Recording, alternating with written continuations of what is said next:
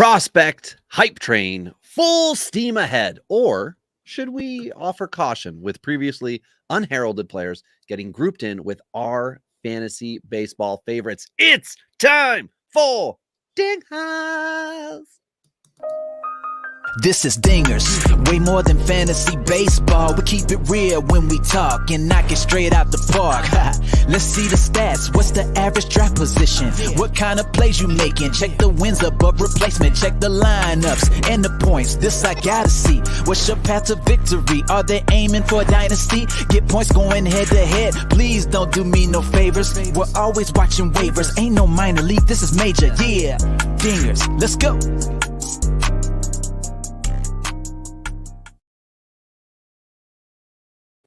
Welcome to Dingers, the only fantasy baseball podcast for smart people. It's not just Dylan Cease that wins you championships. That's why week in and week out we're delivering tips and strategies to help you live that straight up OG lifestyle.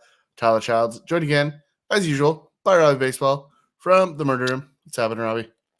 Oh, nothing. Just checking out the about to be latest article for RobbieBaseball.com that's going to get released to go alongside Ty with replace your broken stud in April, which is something we podcast about all the time. Early season is, oh no, so-and-so got injured, which I think for you, Ty, is just always going to be Tatis. And then how do you moneyball without Tatis, right? How do you get over that? My new thing is just 3 shortstops. It's a deep position. I'm going to have a lot of guys at that position so that I can have Tatis. That's my new thing. I don't think it's a terrible idea. No, I mean, it worked well. Yeah. Like I have in a big league, I have 7 potential outfielders now. I'm very happy with all of them.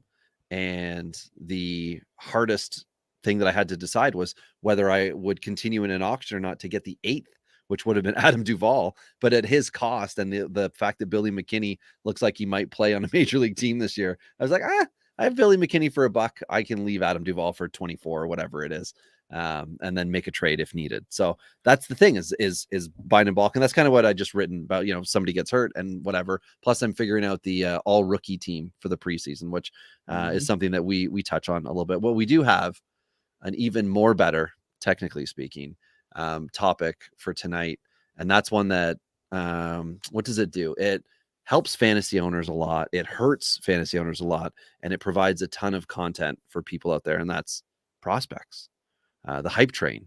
You know, we talked early last year, Ty, about stat lines and AAA and things like that, and like guys to watch and things, but we weren't talking about players who hadn't done anything at the low level, or sorry, hadn't had a pro career and we're doing things at the low levels. We were taking the, AA and AAA guys and saying, hey, have an eye here for Dynasty. And now we're going to take a look back over the past, I don't know, I think it goes back to like 17 players who have done good, bad, and other as pros. But when they got hyped as minors, what was that remaining train?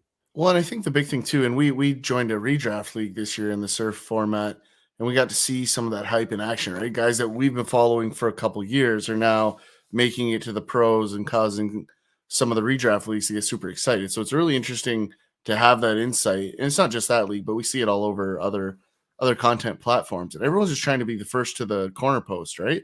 They're just trying to get that win, say they were on the guy early so they can walk in with a little bit.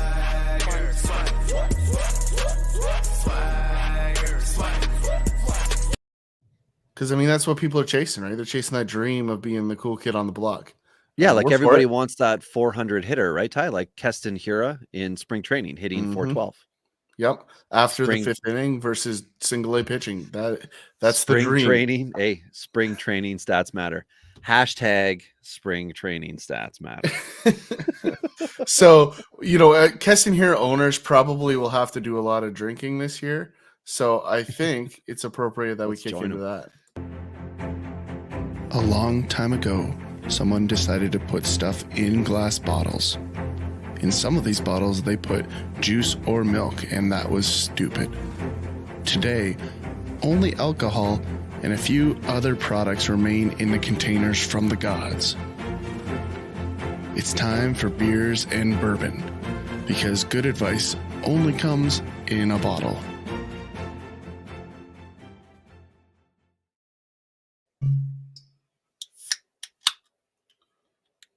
Excellent. Crack. So I really wanted to have Woodford tonight, but it still has the plastic on it, and I wasn't going to fight that battle. I understand. We had our home league draft over the weekend. And Ty, thanks for letting me sleep on your couch. After too much beer fell down my throat. So I'm Coca-Colaing it tonight because I got to go back to work Sunday after the Saturday night draft. And like I said to you before, Ty, there could have been a worse day. I should have just booked it off. Well, I think I tried to book it off and I was just told no because someone's on vacation in Cancun or something. So not only did I have to go into work the day after, but I'm pulling OT all week. So I can't wait to be off on Friday. Oh, baby, I can't wait to be off on Friday. But in the meantime, not every hero wears a cape. Exactly. It's a chef jacket and a bad attitude. And everyone I work with knows it right now. So they're like, just leave Rob alone. But yeah, so we'll jump in, dive in, blah, blah, blah. The question is, do players who have a great minor league season, half in some cases, or even just a fall league, and find themselves getting headlines, follow through into good MLBers? Do they have good MLB careers? Are they having good MLB careers? Should we be aggressive in acquiring those players as dynasty players? That's what we want to answer. We want to cover it. And I got the idea from a league that Ty, you and I are in, where we watched Seiya Suzuki, who at the time was still a free agent, had not yet signed with the Cubs, and Cody Morris, Cleveland pitching prospect, who has since, I think he's been shut down and is like going to be out for months. Suzuki was taken second. Morris was taken fifth, respectively, in a universal draft. So the universal draft, you could pick any player, any MLB or veteran, rookie, prospect, international, as long as they have an association with the major league team, you could take them. And of course, we had 24 teams already with no more than, I think, 30 minor leaguers and 26 MLBers. So there's still a lot of talent out there to be taken. And then Matt Brash, who's a Seattle Mariners pitching prospect, went 11th. Matt Brash has approximately 0 MLB innings. And I think even on Fangraphs, it said that like he was suspected to have been starting a game in September that never ended up happening. But I think people read into those things and were like, oh man, these guys, right? These guys. And this was a 30 team, now a 24 team, 8x8 league. So the categories count, right? Like depth and being a good baseball player count more so than the 5x5, where you kind of got to like hit your categories here. But you get 5 years for a rookie. And in some cases you can get up 6, but there were also guys like, Leiter was in this, Arias was in this, the J2 guy, you had Khalil Watson, like you had great players who all went after these guys. I think Leiter went 1-1 and then it went to Suzuki. So, which also happened in our home league, our Dingers Listener League, where we've got a bunch of new bodies in, which is awesome. And the league went very similar to that. And we're first year only. So Suzuki was one of the guys, but this draft also has like Patrick Wisdom, Paul Sewald, like legitimate guys who can help you in other spots. So I couldn't wrap my head around it. Why were people giving so much value to Suzuki, who, we all saw what happened with Hasem Kim last year. We've seen it with other Asian hitters or KBO hitters, Japan League hitters who have come over and they've just failed. So what's with it? Like, why is everybody so excited? It doesn't get any soft landing when you look at what some of these guys do, right? You got a hype train around Matt Brash, and he goes up against Oakland the other day, 3 innings, 6 strikeouts. So that they're just pouring gasoline onto this hype. The issue is, and this is the stuff that people miss about spring training, right? So you hear people always talk about, oh, spring training stats don't matter. They do, but you have to look deeper. You have to look at what's actually happening. So who did he face with this Oakland lineup that should be feared? Tony Kemp, Elvis Andrus, Sean Murphy, Seth Brown, Pinder, Kevin Smith, McKinney, Pache, and Bolt.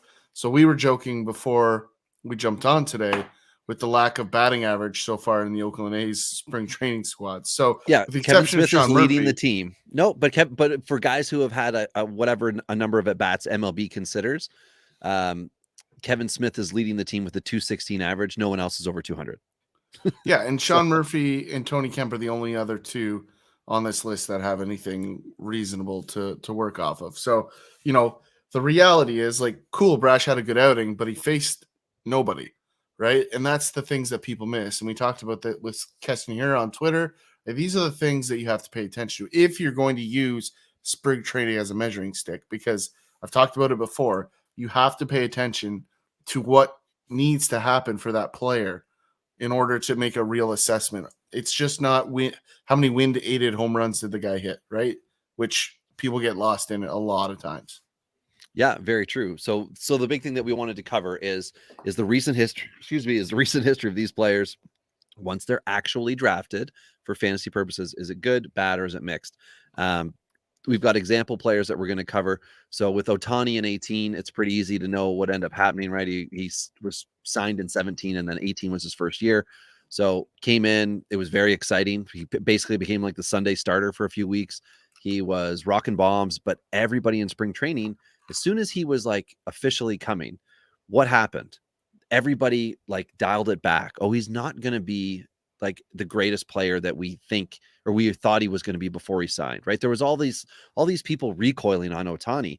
And I was like, what are you guys doing? Like, this guy's awesome. He hits and he pitches, and like, I love it. And he could play outfield. And anyway, he came in and he was good. He had 22 dingers, 10 stolen bases, a 285 average, 51 in a third innings pitched, and then got hurt, and then ended up in 320 at bats for the year. And then he was a hitter only, and then he really struggled in he had an average drop in 19. And then in 2020, we saw the big drop, right? 90-point average drop, 50 points on the OBP, tick up in stolen bases, but everybody was like, oh no, what's going to become of Ohtani? And then 2021 MVP. So, we're very lucky to have had him, but that was not a smooth transition by any stretch. And no one in the fantasy community and baseball writers in general, not just fantasy community, no one was doing him any favors in that spring training, because there was a report that like he hits like a high school senior. Like that's burned in my brain. And I remember in our home league, I was debating, Ty, like, do I get Ohtani, the pitcher? He's going to be my first round pick. Do I get the hitter, like my second round pick? And I don't even think he was drafted. I think I ended up picking him up like week 1 on waivers after he hit a couple home runs. I'm like, you know what? I just want them both. I want both Ohtanis. And that was also a big thing, right? Was that the Ohtanis were being divided. So anyway, so Ohtani was like a weird rise. And Kevin Biggio, and this is the one we were talking about before. It was 2018 in Double-A. He had 449 at bats. Prior to this, nothing notable. Draft stock was not high, any of that stuff. 252 average he had that year, 388 OBP, 26 dingers, 80 runs, 99 RBIs, and 20 stolen bases. Awesome. Outside of 2019, and when he moved up to AAA, he has not been able to replicate the average, which is not saying a whole lot. 89 runs between AA and AAA that year.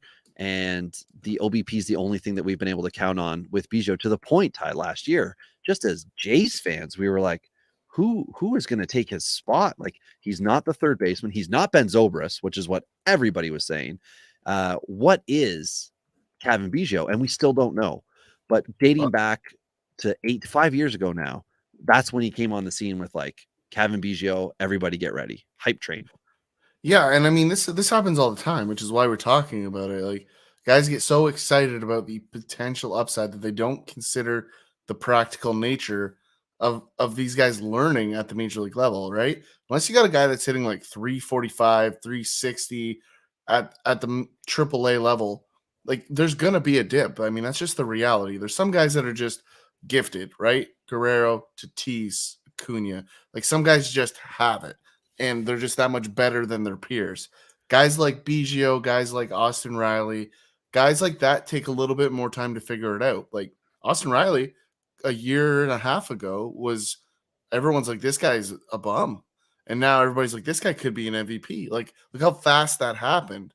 And there was indicators that it was going to change, and we've talked about that already in the past. But I feel the exact same way about Biggio right now. Like, I've seen the bottom, right? I know how bad he can be, but I'm seeing the changes happening. Watching some of his at-bats this spring, you can see the adjustments. Now, I don't think he's going to have an MVP turnaround, but I do think he's going to be a very underrated bottom of the lineup bat for the Jays this season. So I think there's going to be opportunity. You just have to balance it with what you invest, right? So if you're going in and be like, he's a 5th round pick, or I'm going to spend a future first or a future stud on him to get him now, that could be a mistake because of the production he's going to get from the bottom of the lineup. But I think there's opportunity if you find owners that are done with him to acquire him, because I think he's coming back. And this is going to be a common thing we talk about in prospects almost all the time. Yeah, the big thing with me was when Bicho started to struggle, the reason originally was he was taking too many pitches. And it was like, well, imagine if he started to jump on first pitch fastballs or whatever it was. He just has never done it. So it's like, if he makes a swing change or an approach change, what is that going to do to the thing that made him so great initially, which was the OBP and the stolen bases? Because if he's not on base, he's not going to be able to steal, and he's on base a ton. And that means that he doesn't have to steal all the time, but he can't become the Billy Hamilton where every time he gets on first, he's going to try to steal, because that's the only way to kind of keep that other thing that he does going. And you're right, Ty. I think for Blue Jays fans or people who have him in fantasy, this is a critical time for him, because if he is not good at the back of the Jays lineup, we're going to see a lot of innings end at the back of that lineup. And that's going to, those rallies are not going to happen, because we know the top of the lineup is dynamite. And depending on exactly where Biggio ends up, I'm assuming the 8 spot, possibly into 7 at times, he could be just huge for runs and RBIs. RBIs is what I meant first, and then runs. Yeah, he's hit the top a couple times already. He's got a spring home run. There's things that are positive about what he's done in the spring. He doesn't have enough at bats to get excited about it just yet, but the Jays are putting him in the 1 hole, so they clearly see some progression from Biggio, and those are the little. I think they just want at bats, though, Ty. I think they're just trying to give the guy at bats. There's some truth to that, but there's also the reality of, like, if you want at bats, you can put him 2, you can put him 5, you can put him 6. It doesn't really matter in the spring. You can give him the same number of bats either way. But if you're trusting him to hit leadoff, it doesn't matter. You're giving faith to that. You want to see him progress, and he's getting hits. So, not a ton yet because he doesn't have the at bats, like I said. But there's indicators that there's a breakout here, right? And it's not a guarantee. Breakouts never are, but there's something to trust in just the way the Jays are looking at him. And it's just not Jays. It's all the other teams. They do the same thing with their guys. Okay, well, you almost said breakout for Biggio. So just caution to the wind, because that's what we're doing here. Is we're it's saying 100% not a breakout. 5 years. Hello, it's me. Did you change that graph? It seems like it's from a horror movie, like Scream, but it's Adele. Yeah. Oh my gosh. If anyone is not watching and is curious what we're talking about, go on YouTube, find us. It's Dinger's Podcast, right? That's the channel name? Yeah, something like that. Yeah, Dinger's it might actually be like /698 WEZ. Well, there's still the Chicago Cubs one that started after we did, who wrote a run. He said that he saw that they're there. Anyway, go to minute 18 and just watch that minute, and then you'll see what I'm talking about. But anyway, the whole point was that 5 years ago, that's when he came on. Since then, it has not been smooth sailing, although there has been times when it looked great. It recoiled badly. Speaking of recoiled badly, 2018 was also a year Chris Paddock, the 8th round pick in 15, was all over lists that year. There's a link that I had found from Prospects Live, not to say that they did a bad job because they put him on the list and talked highly about him, but they were really taking a ceiling approach with different players. And I remember hearing in spring training, Ty, that he was going to come up. He was going to be starting with the Padres. They were just going to do it. And I was like, sweet, I'm going to go get him. He ended up being like really kind of eased into that season. And then it was good and bad and injuries and whatever, but he had 120 Ks and 90 innings pitched, beauty ERA, whip, everything looked good. And then in 19, 26 starts, solid. That was the peak. ERA and whip both increased the last 5 seasons, as has the strikeout and to walk rate, all of it. Everything has went the wrong way every single year with Chris Paddock, but he was one of these amazing elite guys that we just need to keep in our minds, that every individual player has different reasons why things have went the way they have, good or bad. Chris Paddock is a case of somebody who got hyped a lot, came in, started, didn't end up at AAA, started at MLB, and then had maybe 18 months where fantasy owners were like, yes, 2 years max heading into 2020. But it's all turned, unfortunately, it's all turned poorly for him to the point now where I don't even know if he was drafted in our home league of 350 guys.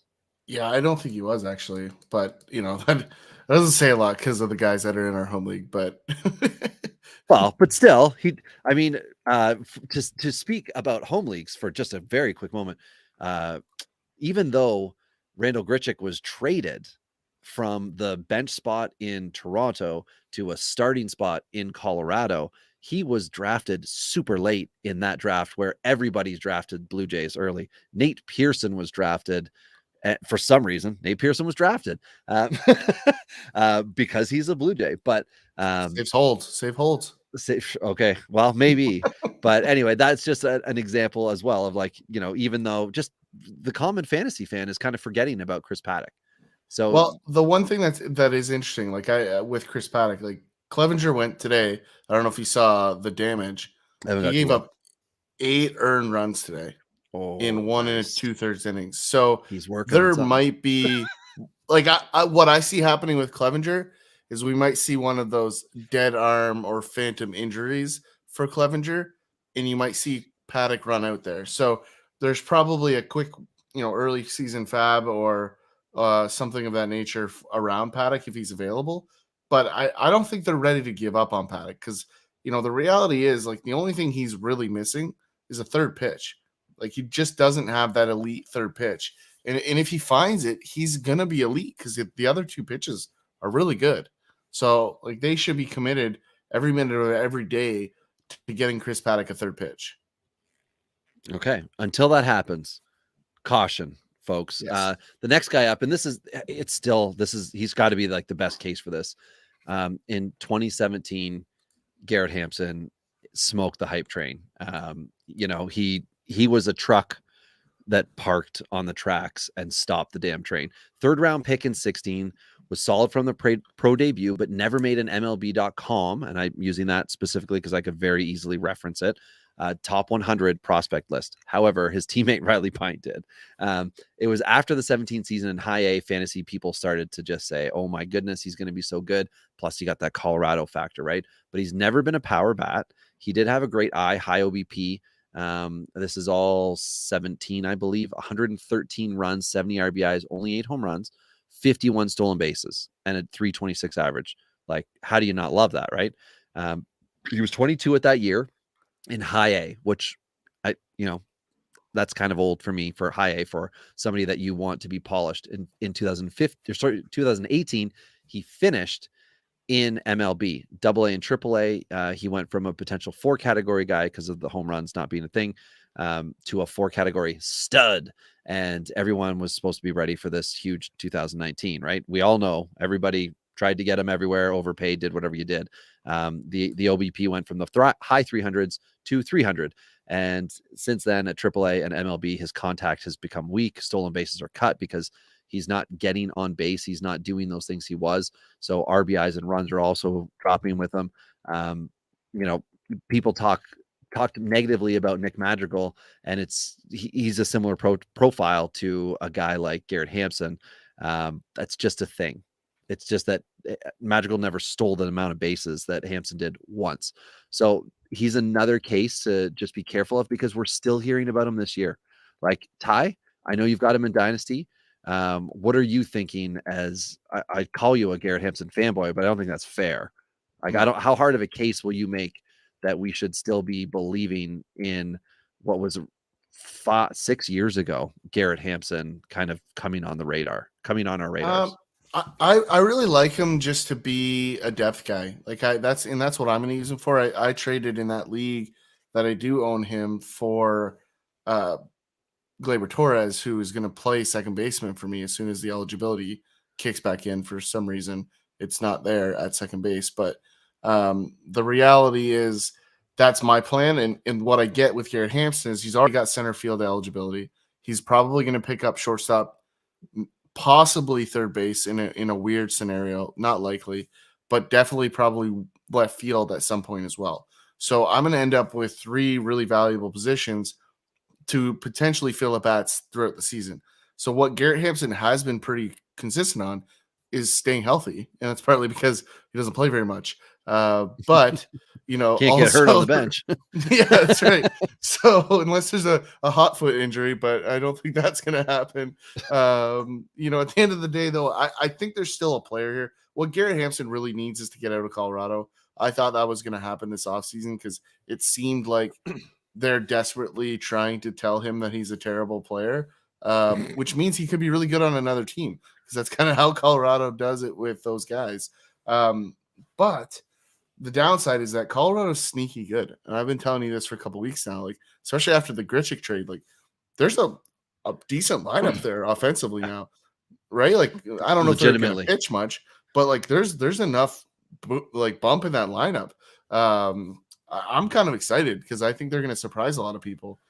Yeah, the issue I have with Hampson, Ty, is just the fact that like he's not even in line to play this year.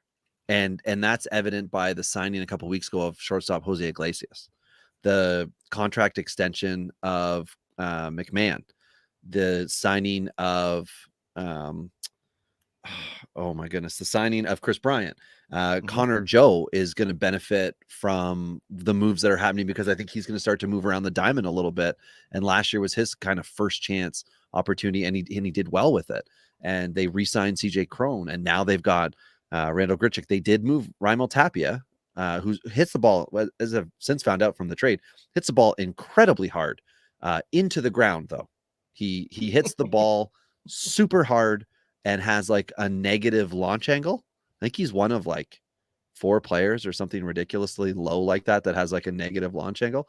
So anyway, it doesn't matter because he's out of Colorado. He's not part of the lineup, but that might be the saving grace for Garrett Hampson, is the fact that maybe he might have to move to the outfield. But either way, like from the time that everybody started to get excited about him to looking at the outset for 2022, this is a guy who anybody who invested cannot say, oh yeah, it worked out great for me. But for what you just said, Ty, a bench guy, I think that's a pretty fair spot to put him moving forward. I agree. The one thing I'm going to add to what you just said, because I agree with everything you said about the expectation of being an infielder.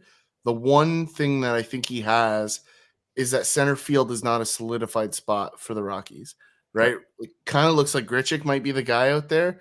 And we know Grichuk is a satisfactory center fielder, right? Like if you can't play center field in Toronto and get the appropriate positive metrics, you definitely can't play center field in Colorado, right? So that's the one thing I'll say, is that I think Hampson might have a slight edge on the defensive side to play center over Grichuk.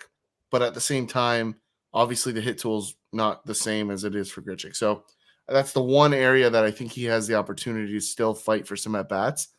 Then the obvious utility thing behind that.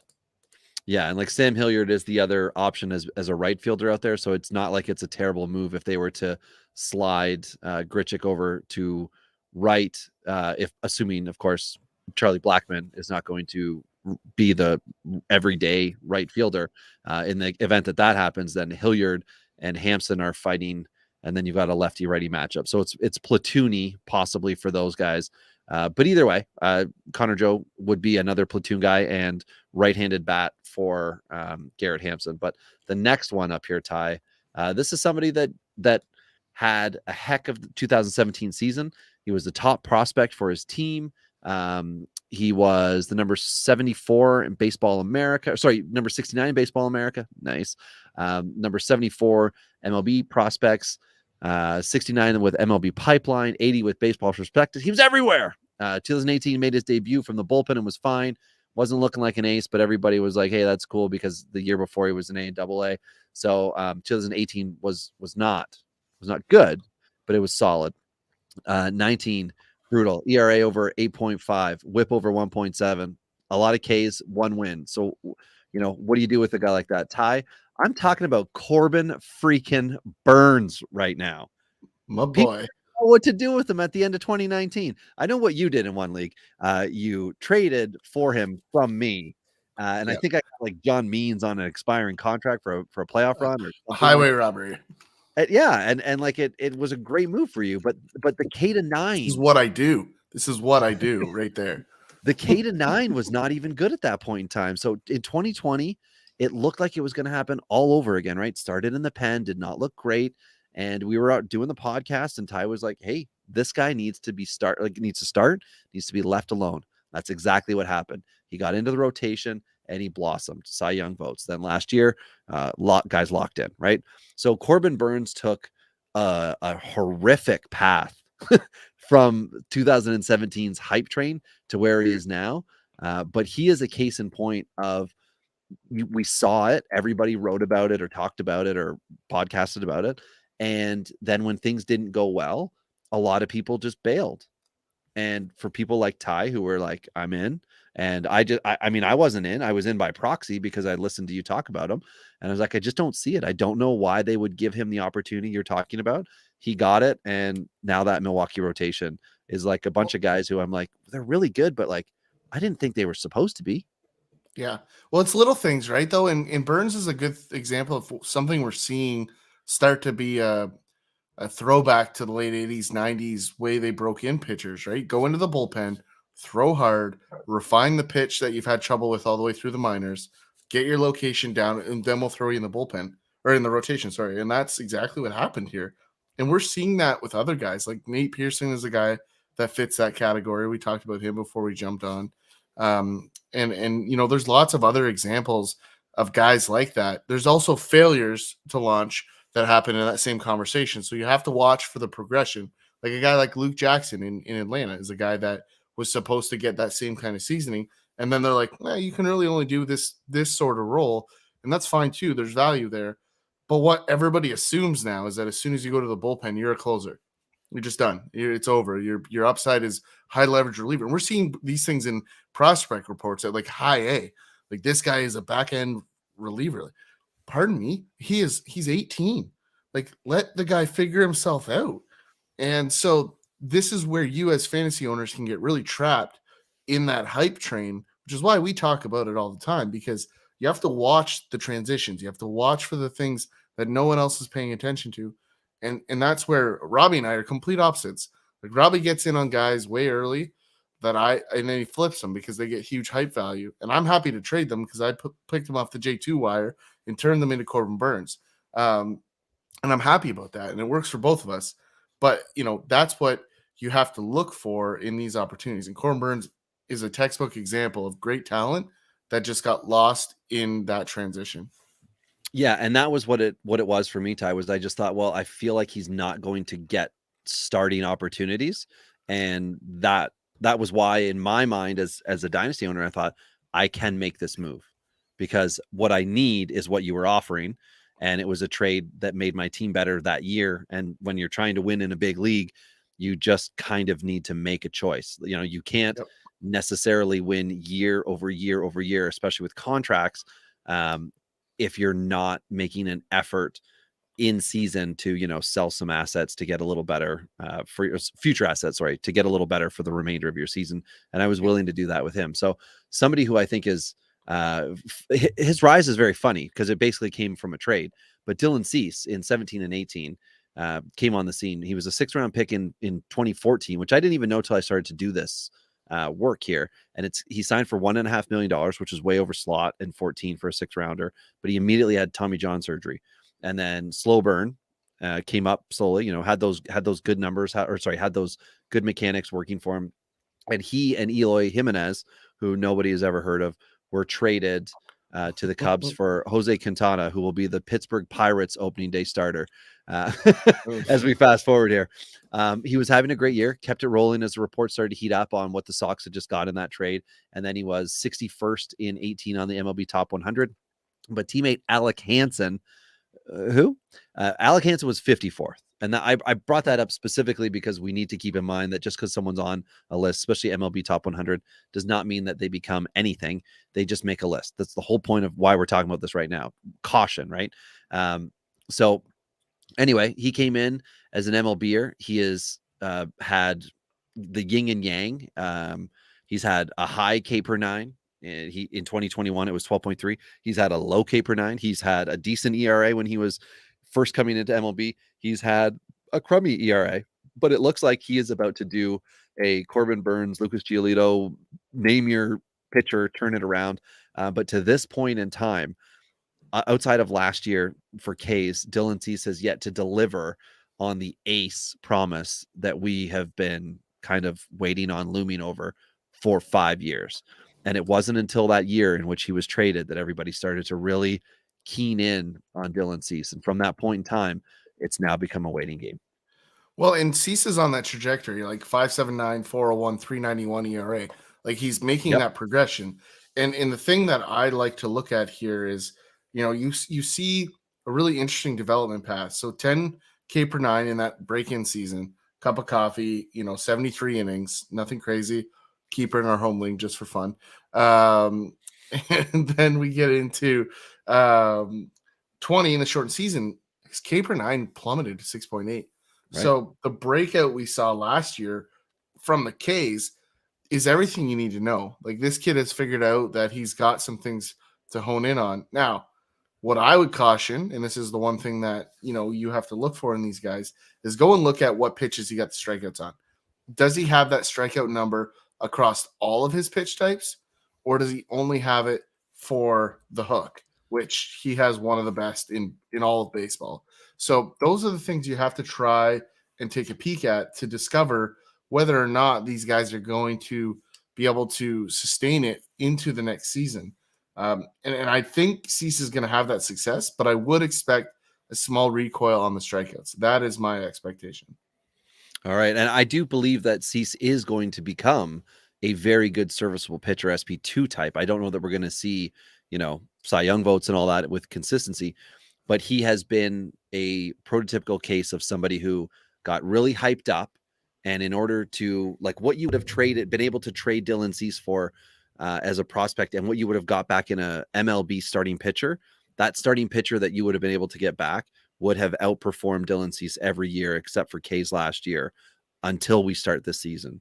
So depending on what you were doing in your own leagues, you might be really hoping Dylan Cease has it in him for this year because, you may have spent a lot to acquire him or something like that. So someone else that also came out of nowhere, this is a little bit more recent, 2019, Chris Bubik, who was I think he's the highest drafted guy on this list outside of Ohtani, is just a free agent signing or, hyped type guy. He was drafted 40th overall in 2018. Huge Ks in his 2019 year, 185 and 149 in the third innings, a 2.23 ERA, a decimal 971 whip. It's an elite line. Everybody bought in. By midseason, he was just like sitting everybody down, and I think that's when he was promoted. But since that season, he hit a wall. He ended up in the pros in 2020. Did not go well last year. Did not go well. And we're just waiting to find out exactly what Chris Bubik is. He's a lefty, doesn't throw super hard. But we've talked about it on previous podcasts, but just another name to note when we're talking about guys here, because the other guy on this, Ty, was also at the exact same time mowing down everybody. I believe it was in Erie, and everybody was watching Erie pitch because they had Casey Mize and they had Matt Manning, and then they had this other dude, Tariq Skubal. And Skubal was a 9th round pick in 18, which nobody cared about. But then Detroit threw him right into pro ball the year he signed. And then he had 3 levels in 2018. So the year he signed, he played in 3 levels.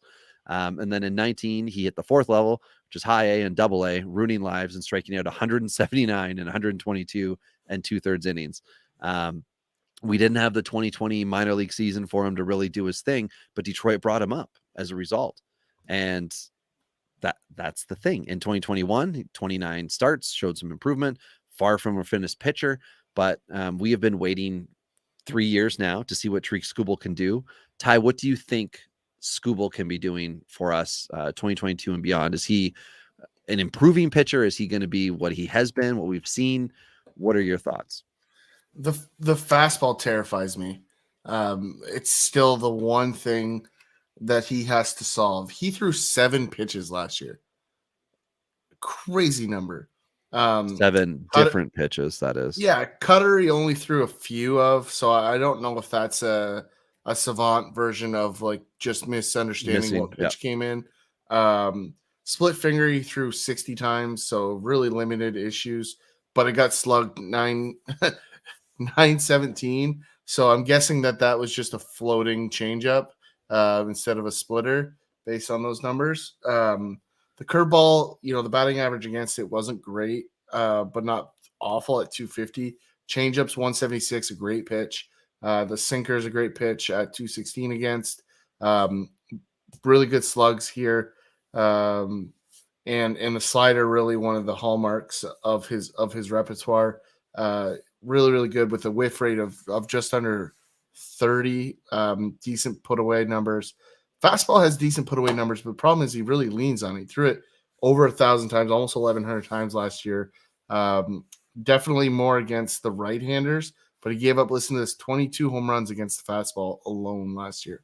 So if there's an improvement there, then there's room for him to break out. And he certainly needs to refine the pitches, in my opinion. And he definitely needs the fastball to set up the change. So for me, it is like a more complex version of what we've said about Ronaldo Lopez over the years. If he can get that fastball honed in and he can locate it a little bit, then I like his possibility to turn the corner.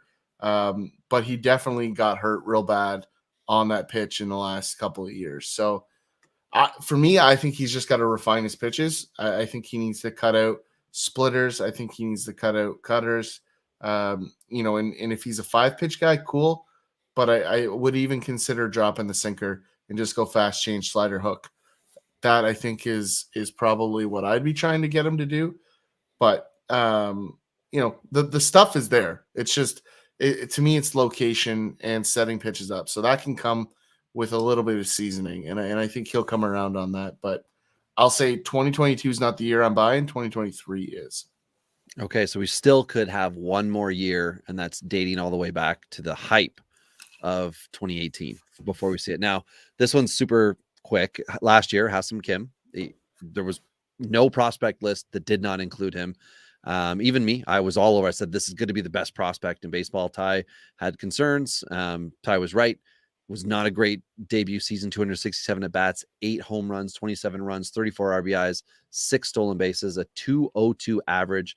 And the OBP sucked, which was supposed to be the thing that I was most excited about, was the fact he was going to walk and get on base. We had a 270 OBP. Did not really have any periods of consistent playing time for more than like a week, covering, the first Tatis injury, then the second, and then the third.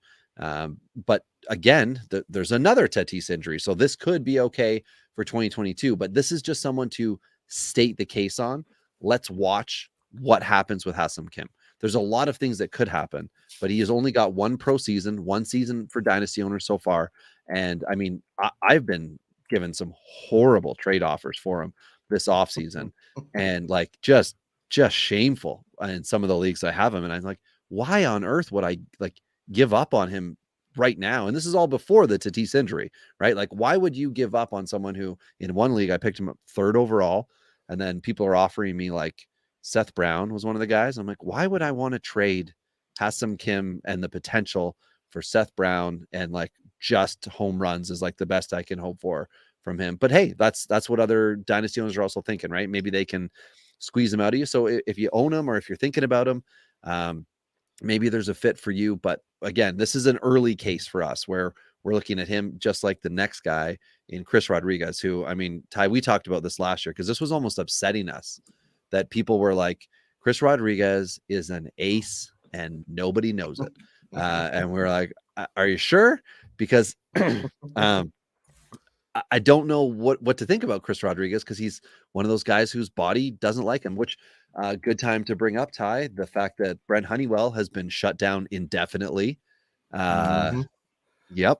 So, but anyway, we'll stay on topic with Chris Rodriguez. He is a stress fracture of the bone that literally stops his elbow or his arm from like going backwards. Yeah. That's the thing that stops it from like just wrapping around the rest of his arm.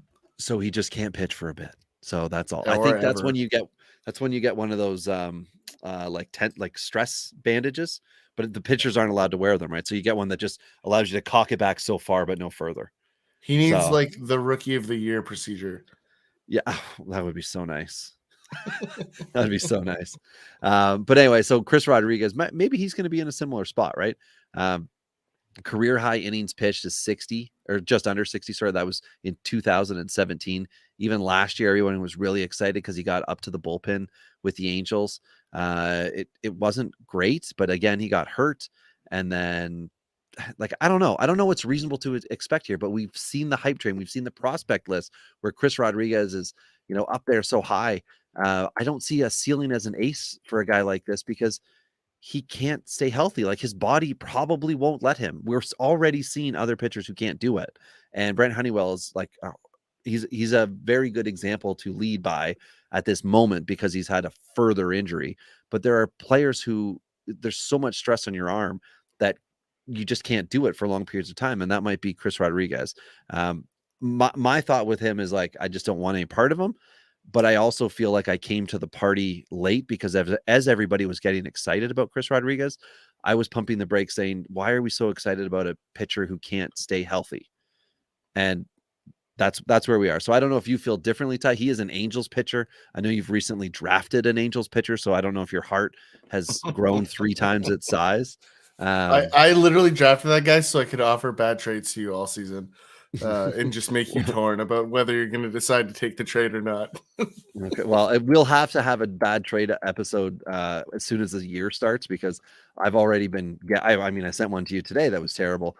That somebody had sent. Sorry, someone had sent it to me, and I screenshotted and sent it to Ty. But I'm getting bad offers left, right, and center right now. So, yeah, Chris Rodriguez, is this somebody that you think dynasty owners should just say this is a case in point of why you don't go crazy over the results or scouting reports from a few people on the fantasy realm?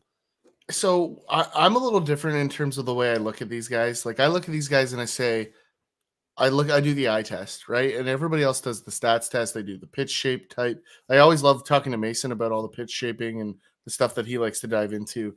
That I is see. Mason McRae. You find him on Twitter at Mason_McRae, MCRAE. Yeah. And I love his knowledge because it's just so different from the way I interpret these things. And it gives me perspective sometimes when I do my analysis. But what I see in Chris Rodriguez is a similar profile to Blake Trinan. So if you're buying Chris Rodriguez with that being the expectation you have for him, I think it's an appropriate buy because I think this is a guy that could be a good bullpen arm.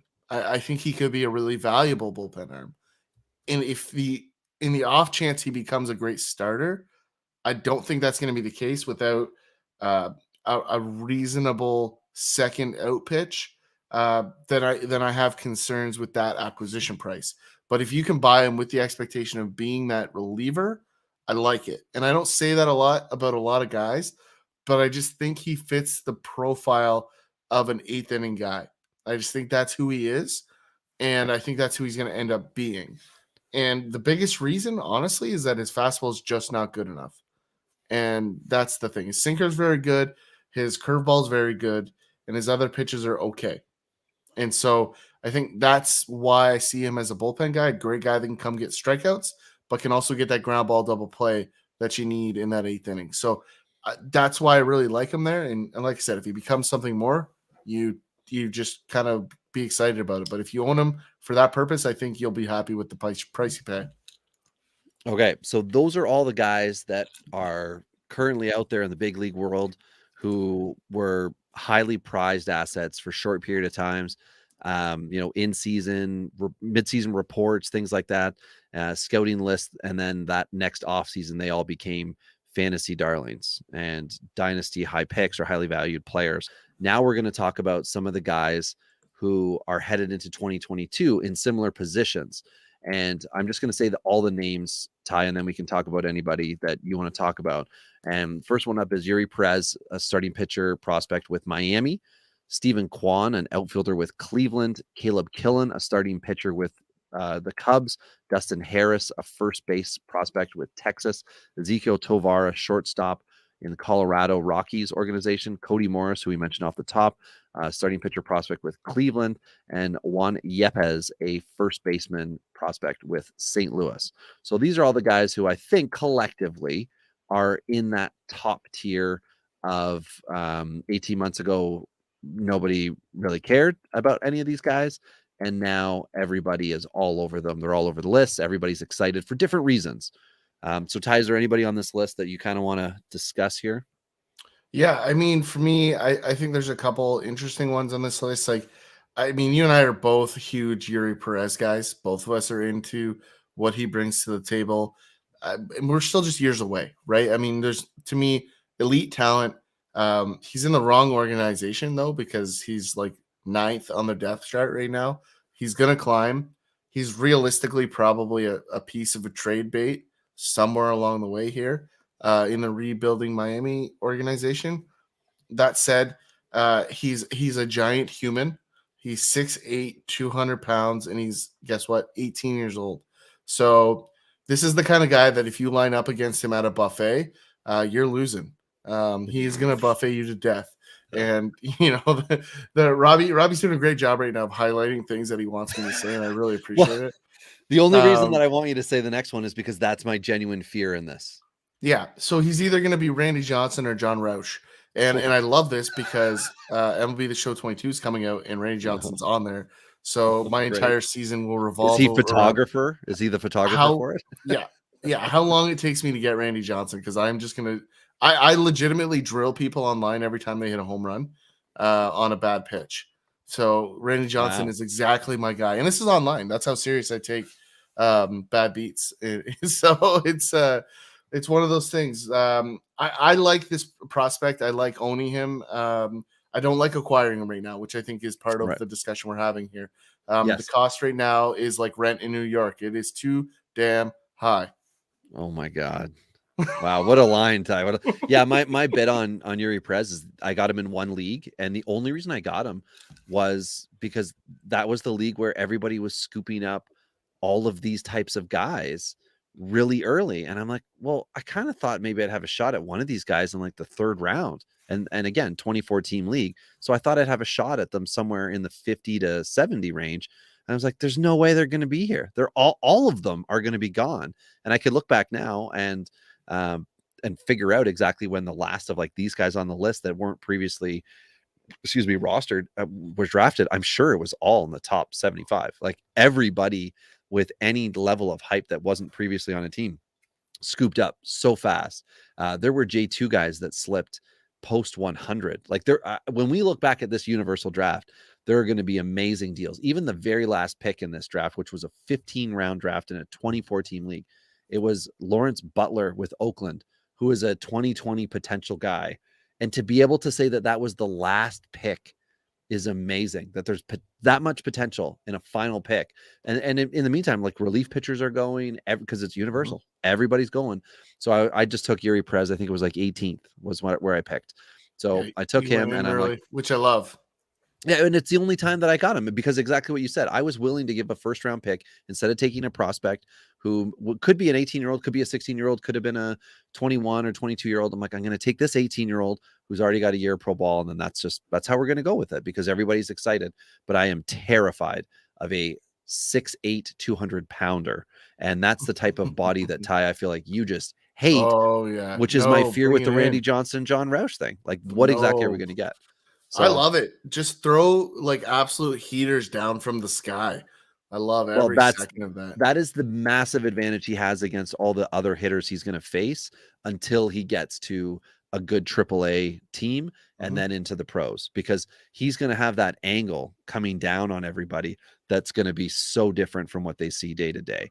So, but who's another guy that you're interested here? We can cover the list. I think they're all relevant. Caleb Killen is a guy who basically got traded from San Francisco to the Cubs and then went to the fall league and had 6 innings of greatness in the fall league final. And then people were like, "Whoa, Caleb Killen's really good."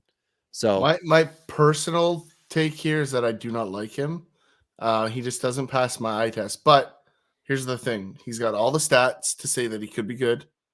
And the Cubbies have had Kyle Hendricks throwing puffballs out at hitters for several years successfully. So if there's a team that I trust to see the value in somebody that doesn't have the fireball repertoire, I will say it's the Cubs right now, because there's only a handful of these guys in the pro level pitching in the rotation right now. So I think there's still some hesitation from me just based off of that. Like I'm just not ready to put him out to pasture yet. I need to see him against some better pitching because the video that I've been able to find on him isn't good enough for me to really just say I'm good or out. The numbers are there. He just scares me. I'll be honest. He's not my profile of a guy, so that makes it a little bit harder for me to get in on him. But the data's there. The data suggests that he could be great. But I don't feel like he's that guy. So this to me is the type of guy that I suspect will be a bust. I'm not confident enough to put that full stamp on him just yet. Yeah, so the stat line ties reference he's 100 innings last year, mostly at AA, a 242 ERA, a decimal 877 whip, and 112 strikeouts in that time. So that's a good line. But after his trade from San Francisco to the Cubs, he was not as sharp. I feel like his ERA was 4 something. But again, that's like, you're in your comfort zone and you're a 2019 8th round pick and nobody cares about you and you're in the organization and you're having a really good year. And then you get traded for an MVP. And, maybe he's feeling the pressure. So they did end up sending him to the Fall League, which, as we've all talked about before, is a great sign for you as far as your value to the organization because they want to see what you can do there. And he wasn't doing great until the actual Fall League final when he put up a quality start. I don't remember if the team won or lost, but either way, that kind of like saved the back end of his season. So Caleb Killen is an absolute case for me where it's going to be, I think a lot of people got excited and it's going to be a blip. And to your point, Ty, maybe he's able to become a major leaguer out of it, but it's not going to be a big notable guy. So there's a few left. Do you want to Dustin Harris is probably a quick one to talk about. Yeah, I mean, Dustin Harris, I'll leave for you because I got points on the other two at the end of this list. Okay, sure. So Harris, 11th round pick in 19, massive 2021 in 404 at bats, 327 average, 400 OBP, well, 401 OBP, 20 dingers, 20 stolen 5 bases, 86 runs, 85 RBIs. Wow. The things that when you look at Dustin Harris's stat line back to college, he's never had that much power. Just it could have been something that he's done. But Ty has talked a lot about this before. You got to watch what happens with rookies and what kind of pitches they're getting. Is he mashing fastballs? Was he always getting off speed because he was the best guy on the teams he was on otherwise? This is a big year for him. We don't know what exactly 2022 is going to hold for him. He is a Texas first base prospect, and my God, was he a hot topic guy this offseason. And it's going to be interesting to see what he does moving forward. So, Ty, who did you want to go to? Yeah, I mean, the bottom two guys, we talked about Cody Morris earlier in the year. He got transferred to the 60-day DL. Not He's good. Officially there now. Yeah. Okay. Yeah. So he's immediately into bust category just based on that. Because the likelihood of coming back from injury at that level.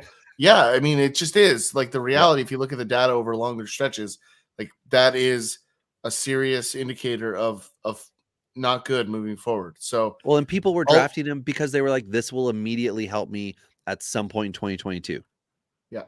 Boom, immediate help. At this point, like getting excited about him is expecting like Lance McCullers to stay healthy. It's just not ideal. So the last guy on this list is for me one of the guys that I get super excited about, and I drafted even in our surf league, Robbie. Was Juan. Did you really?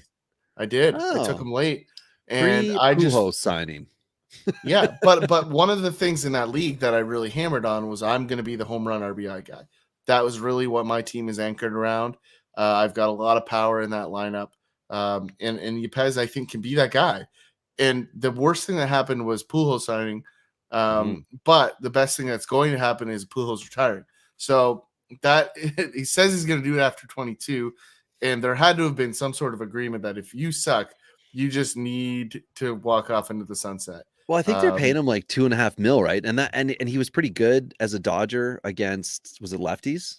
He was like over a 300 hitter against lefties, so he could totally become the final guy on the bench, right? Like every time they play a lefty, or every home series he plays Sundays. They could do such a good job with this because he's in St. Louis, and what happened in the Angels or with the Angels at the end can now just kind of be wiped away. But it's at the expense of Juan Yepez bats. Yeah, at bats. And the issue here is that Yepez is going to start in the minors, but he's a 24-year-old AAA prospect with major league tools, right? So they're gonna have to give him a shot at this point at some point this season, and it has to be Pujols or Yepez. It can't be both. They're both right-handed power sticks, very similar profiles, and the obvious advantage goes to Pujols here, like no questions. He's got the track record. He's Mr. Cardinal. You know, all that stuff suggests he's going to get the at-bats early. I'm going to hold Yepez because I expect it to happen later. And the only reason I'm going to be out on Yepez is in the scenario in which I'm desperately hurt by injuries and I need to recover. He's going to be a cut for sure, but I also expect him to deliver because I just think the power is very real. And I think in that ballpark, you need elite power, not just good power. You need elite power, and I think he offers that. And in one of the very few outside of the previously hyped Tyler O'Neill, I like him to be a power bat for that team as Goldschmidt also walks into that retirement mode as well. Okay, so we've got former either 2013 or 14 J2 signing one. Yepez, long road, right? 7-8 years before anybody even knew who the heck he was, and now we're going to see what he can become. My take on Yepez is I think he is going to be the opposite of Yerman Mercedes from last year. Instead of coming out and having a hot start and like mashing a bunch and everybody getting really excited, I think Yepez is going to not fall flat on his face. I think he's not going to get the opportunity, and people are just going to be like, "Oh, I thought something different." But now, because of the Pujols signing, because of Alex Dickerson in town, whatever it is, right? There will just be a reason why he's not getting at bats and a lot of play, or he might not even start the year with the team because he doesn't have to. But because of that, I think dynasty owners are going to get tired, and I would rather than enter him into trade conversations at that point in time, because once he goes back to AAA, there is another power hitting guy in Lucan Baker who's going to be right there looking for at bats, and this could then become a really interesting thing where he's not talked about as much, but he's had. He had the AFL, right? He had his moment in the sun as that prospect guy, and then he was getting taken all off season in leagues in the top 50 prospect drafts. He was being taken like from all the first year guys and things like that. So there's another guy we didn't talk about. Or sorry, Stephen Kwan, very quickly, because we don't need to worry too much. But Stephen Kwan just looks like he's going to get to play with Cleveland. It's a matter of how much and what's he going to do. He could do well with you on the bases for stolen bases, should be an OBP guy, should be a good average guy, but we don't know when he gets to the show, right? We need to know exactly what Kwan is. But because NFBC has these 50 round draft and holds, Stephen Kwan started to really get on a bunch of radars. And then, Fangraphs, who has roster resource, they love to just assume the best and even put players on teams before they've ever signed, which is why I always say never trust Fangraphs roster resource for your depth chart stuff. You need to actually look at what's going on in the track records of the organizations. But Stephen Kwan might break the mold and be with the team out of camp this year because they haven't done what we thought they were going to do, which was sign the Alex Dickersons of the world.